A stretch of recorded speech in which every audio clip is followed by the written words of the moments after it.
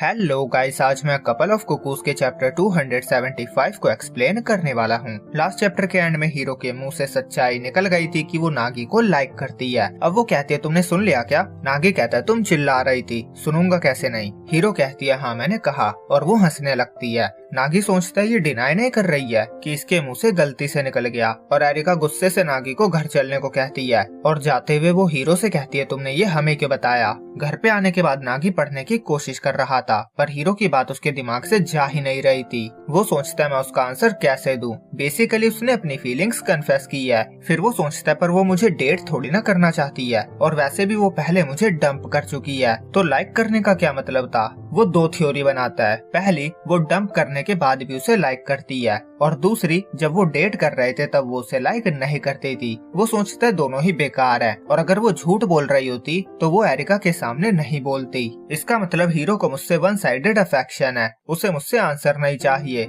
मतलब मुझे कुछ करने की जरूरत ही नहीं है। ये बिल्कुल वैसा था जैसे उसके मतलब मैथ टीचर ने एक बार किया था। नागी बहुत मेहनत से एक क्वेश्चन को सॉल्व करके उनके पास लेकर गया था, पर उन्होंने कुछ कहा ही नहीं था। अब वो सोचता है मैं बहुत टाइम से हीरो के बारे में सोचता रहता था, पर एरिका के सुनने के बाद सब कुछ बहुत अजीब हो गया है। वो बाहर आकर देखता है एरिका सोफे पे सैडली लेटी हुई फोन चला रही थी। वो कहता है मैं डिनर खरीदने के लिए सुपरमार्केट जा रहा हूँ, क्या तुम चलोगी? एरिका थोड़ी हेसिटेट कर रही थी, उसका मन नहीं था, पर वो हाँ कह देती है। फिर वो दोनों सुपरमार्केट जाते हैं, और एरिका को 1 साल से वहाँ रहने के बाद भी उनके घर के इतने पास वाले सुपरमार्केट के बारे में नहीं पता था, और उस सुपरमार्केट में फॉरेन ब्रांड्स के सामान हुआ करते थे, तो नागी भी ज्यादा वहाँ नहीं जाता था। एरिका को वहाँ हवाई और न्यूयॉर्क के डिटर्जेंट दिखते हैं, और वो उन्हें ले लेती है, जबकि घर पे ऑलरेडी डिटर्जेंट पड़ा हुआ था। इसीलिए नागी को गुस्सा आ रहा था, और एरिका सभी विदेशी ब्रांड्स के प्रोडक्ट को कार्ट में भरे जा रही थी। नागी पूछते उसने हीरो से वो क्यों कहा, कि उसने हमें क्यों बताया। एरिका कहते मुझे तुम दोनों की पुरानी डेटिंग याद आ गई,